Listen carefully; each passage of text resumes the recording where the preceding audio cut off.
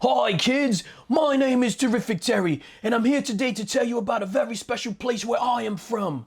A place where people soar through the skies, see through walls, spit fire, or are strong enough to lift cars over their heads. Literally everyone's got superpowers. Everything really is super, right? Remember when I told you that we all have superpowers where I am from? Well, that's true, except that once there was someone who didn't have special powers, and this is his story, and his name was. Wow, okay, who the hell wrote this hot garbage? And how in the hell am I supposed to be able to read that title? Get that goddamn mic out of my face, Corey, I swear to Christ. Just read the lines, Who Terry. wants to hear about some loser with no superpowers? Why don't I get my own story? Doesn't anyone want to hear about Terrific Terry? Screw that powerless dork. Could he do this? Pretty terrific, right? Wait till I crank this shit to 11. Oh, yeah. Terry? Uh-oh. Hello, everybody. Welcome to Whack Comics. I'm here with Captain RottSteak, the writer and illustrator of Everything is Super. How you going, man? It's so good to have you here. Thanks for having me. Hi, Lee. Hi, Internet. I want to hit you with a simple question first. For people that don't know, what is Everything is Super about? I'm terrible about talking about my work and stuff, but it's a comic about, it's like a sarcastic superhero comic about like questionable characters, and they all have superpowers, but they're all kind of useless. Like this narcoleptic Human Torch type guy who just burns down people's houses, and they're all just kind of grubby and sleazy people. And I tried to like write contrasting ideas for the book, so it's like a superhero setting, but I tried to make it kind of boring, which is a good way to sell your book, right? But I tried to make like the stories kind of like really toned down. I like the contrast of like a unusual setting with like really mundane things happening. Definitely. So that's Yeah. kind of what I was going for. And the main character, everybody's got superpowers except for the main character, who's just useless, as well as everybody else in the comic. How'd you come up with the idea for Everything is Super? Just typical lifelong feelings of alienation, you know. It's like it's somewhat based on my hometown, which is like the main industry in that town went down like decades ago, so there's nothing to do there. And I remember when I moved away from there, and I would come back during the summers, it'd be like they'd always be a decade behind. Like we go there in the '90s, and like in the city, people were like fashionable according to the times. And then you go back to my hometown, and they all have big hair like the '80s still, and they were just really strange, closed off people, a little rough around the edges, and just I don't know, just some characters, some real specimens, you know. So that's where I drew a lot of the inspiration, and all the characters are like just people I've met through my travels, just mashed together, and like just put them all into a blender. There's some very unique, amazing characters. I've already told you that Toby's my favorite. Thanks. With the acute narcolepsy and just falls asleep and sets fire to everything, but still the life of the party and gets invited to everything, like that kind of shit. So that's amazing. Thanks. It's I mean, it's based on a couple people I know. Like there's a part in the comic where he sleepwalk pisses in a fridge, right? This happened to me. A friend of mine sleepwalk pissed in my fridge too. So like it's kind of based on that stuff. A lot of the stuff, the content that's in the comic, it's like based on things I've seen, but I'm just like stretching it and warping it to make it not so people don't get mad at me, you know? Laser vision is one thing that's like in every comic book ever. And to have a character with laser vision that has lazy eyes is the fucking funniest thing in the whole world. Thanks. But had to be like when you thought of that, like just piss yourself off. You remember, like, yes, this is the one. You know, surely, right? I mean, yeah, that was like it wasn't like in the original script because I'll script stuff and then start working on it and fleshing it out. But as I'm drawing it, I'll get new ideas for stuff I should plug in there, and that was like an afterthought. I was like, that'd be kind of funny, why not? That was going to be my next question, actually. Like, what's your process of a one-man band of writing the comic, illustrating it? Do you color and letter as well? Yeah. So it's slow. Like I'll start with a script, and then I'll sit on it for a while. Like the first issue, I redid it like 8 times through the course of like many years, but I would start and finish. Like things didn't really click, so I would drop it, or like a hard drive would die, and then I would lose everything, have to start over. And like I've got a bit of OCD too. I tend to nitpick things, but I met some comic book creators when I lived in Montreal. My friends Keaton Palonksak and Nedzim Mahibahi. Hi, if they're watching. Anyways, they would come over to my house and they would see like it'd be on my wall, like the cover, like 4 or 5 times redone, and they'd be like, "What the hell are you doing? Like, this is fine, you know?" And I mean, that's a big part of the process was doing it over and over. But they kind of like helped me like lighten up, and they forced me to, like, we're gonna have a book launch together, okay? So you have a set deadline, so now you have to finish it. Like, okay. So, all right, that was a bit of a tangent there, but yeah, the process. I'll sit down and write a script, and then just do a layout, and then I'll take embarrassing reference pictures that'll never see the light of day. So it's just me, in my underwear or wearing a silly costume. So I'll do that, and then I'll sketch everything out and start inking. And like I said, like pieces move while I'm actually like working on it. Like I'll go back and change the script because I'll be like, okay, this is a better twist or whatever. And then yeah, it takes a while because I just do it by myself. I wish I could work on it faster. Uh, tell you the truth, and it is weird now since the pandemic and everything because we've had to move, so I don't have my comic book buddies to be like, "What are you doing? Just make the damn thing." I'm by myself going, "No, I got to redo this." And do you do everything traditionally? Yeah, the first volume was just all paper, ink on paper, like the final pages. I lost them all in a cab too, which is unfortunate. No fucking way, in a cab. Oh my Yeah, God. I forgot my portfolio in a cab. It was after like a zine fair, and I had a couple cocktails and just forgot them in the cab, so that kind of sucked. Shit. But You this gotta new be one, glad that you at least scan the pages in, and they, you yeah, didn't completely loosen. But no, I mean it would have been cool to like sell them at yeah, for sure. zine fairs or like at least hold on to like the covers, Yeah. like to look at when I'm an old man, kind of thing. But like spilled milk. But I wonder who found it. Do you ever think of the person that found it? Like that cab driver? Do you think he like kept it or just like threw it away? Or someone else that jumped in the car next was like, oh, this is pretty fucking sweet. What I mean, what? do you ever think of the life of that portfolio? Well, I mean, it's one or the other, right? The guy was like appalled and it's like, the hell is this? And just tossed it. Or somebody was like, neat. And they eventually tossed it like a couple years later. I don't know. I try not to think about it too much because I was bummed for a little while.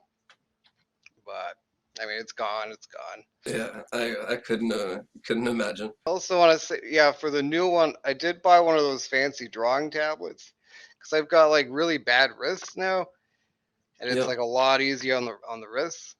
I'm still Yeah. getting used to it, and it kind of looks the same to me for the most part. Like that cover in the background on the screen here, that was all drawn on the tablet. Been drawing digitally for a while now, and every time I try to go back to traditional, I draw a line. I'm like Control Z, and it's like, where's my can't do Control Z in real life. I get that too. The Control Z, even like if I spend like a solid day just illustrating, it almost like bleeds into day-to-day life where you just want to Control Z stuff in your day-to-day because you're so accustomed to this. And you're like, no, I need to get some sleep. I'm. Where do you see the future for everything in Super? Like, how long do you think you could make it go for? I know it's a long process to get one issue, but like, have you got a plan, like 12 issues or longer?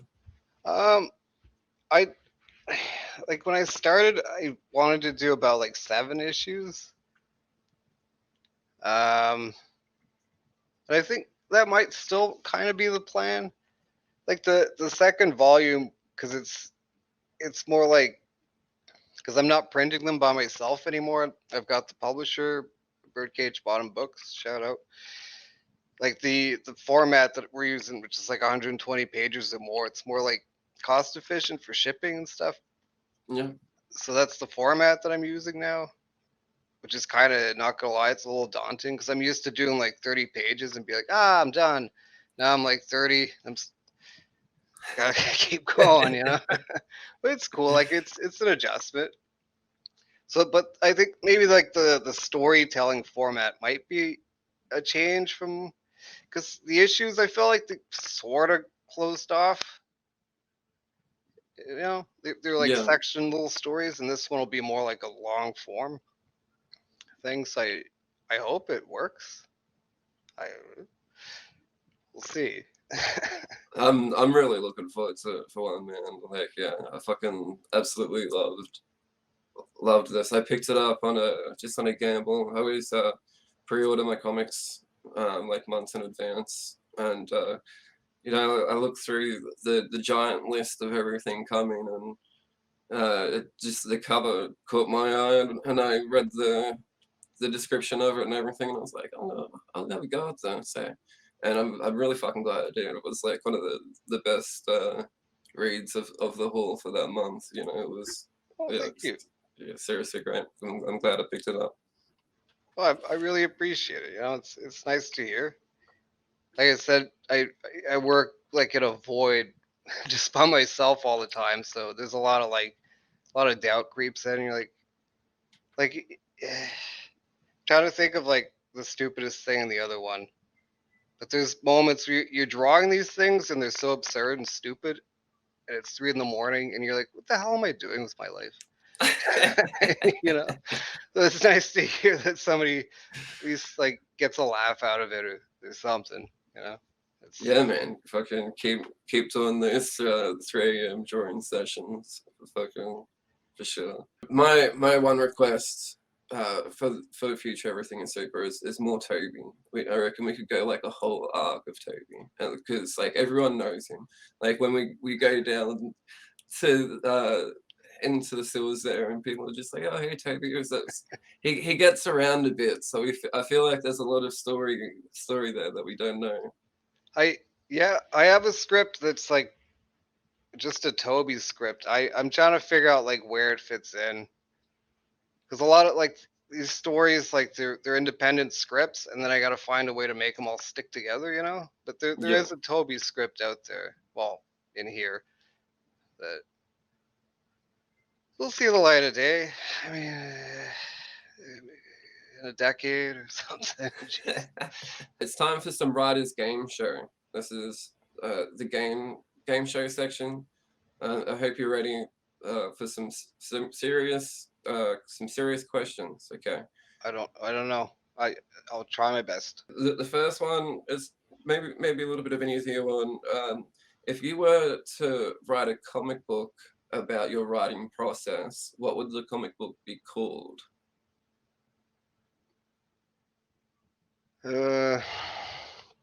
Something with the word slowpoke. Slowpoke. Like Something. the Pokemon? Oh, it could be a slowpoke Pokemon. Is that a Pokemon? Yeah, pretty sure it is. I'm not super familiar with the Pokemons. Uh, Yeah, maybe it would be like a Pokemon fan fiction about like a slowpoke that became like sentient, like a human, and had opposable thumbs. Wow. You just want the title. I guess it would be Slowpoke's introspective nightmare. I like that. That's a good one. This one's a bit of a harder one. If you need to, you can grab a pen and a paper to help you. Okay. I was wondering if you can please write a sentence without using A or E in any of the words. Oh God.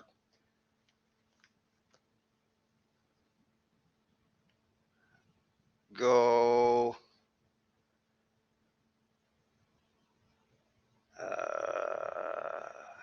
You're killing me, Lee. Jesus. Go.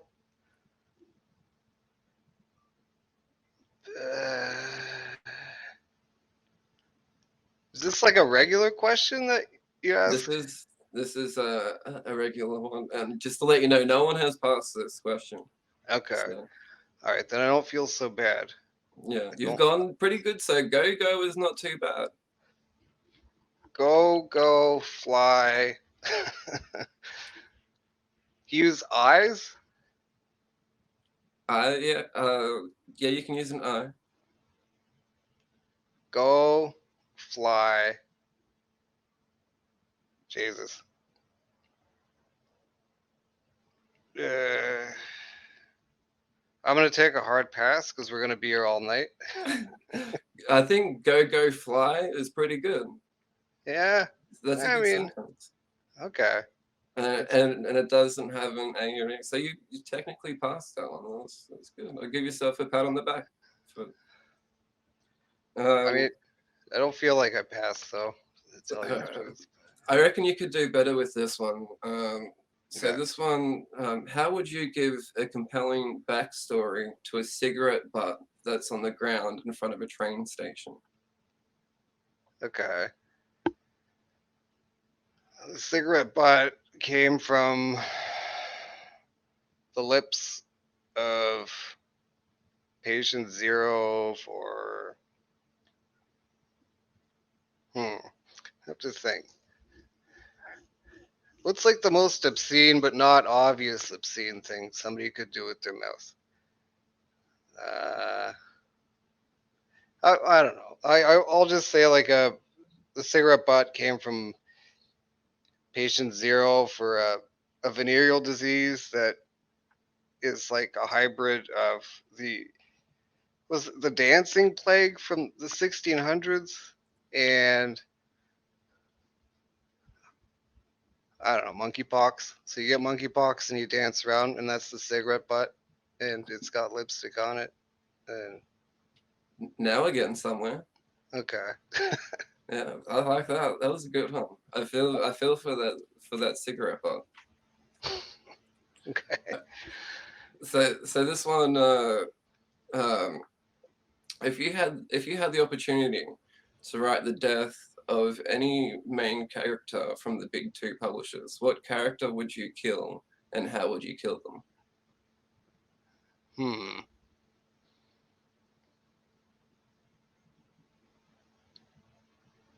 That's tricky. I mean, like all of them, maybe. All of them? Yeah, maybe. All of both of them? I mean, sure. Why not? I think I would like to see because like you read the book that I wrote. Like if I was to write like Spider-Man's death, he would just like get hit by a car, but not as Spider-Man, and it would just be like the end because shit happens in life, right? That's probably how I would kill a superhero off, and nobody would ever know. It would just be like, oh well, I haven't seen Spider-Man around in a while. Like, oh well. That's perfect. That's Okay. That's great. That's great. All right, this is the last question. You've been doing really well. Okay, you've been doing really well. But this is the last question. If I was a character in Everything in Super, what superpowers would I have, and how would they affect me as a person? I don't know. I'd have to get to know you.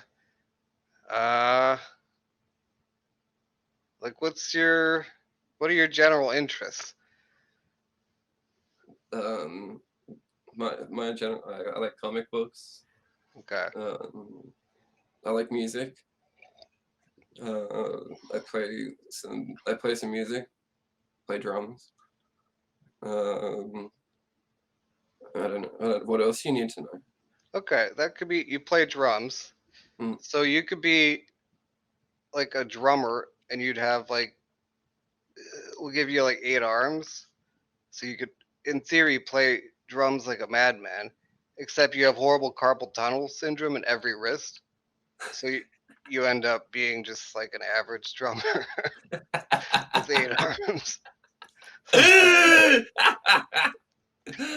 That's amazing, and I could be in Hugh's dad's band. Yeah, you go. That's great, man. Thank you so much for getting into some writers game show. Thank you. I want to present you with your prize of absolutely nothing, Hey, but appreciation for doing it. I So appreciate. I hope you accept that. I do. Thank you. It's just nice to be here.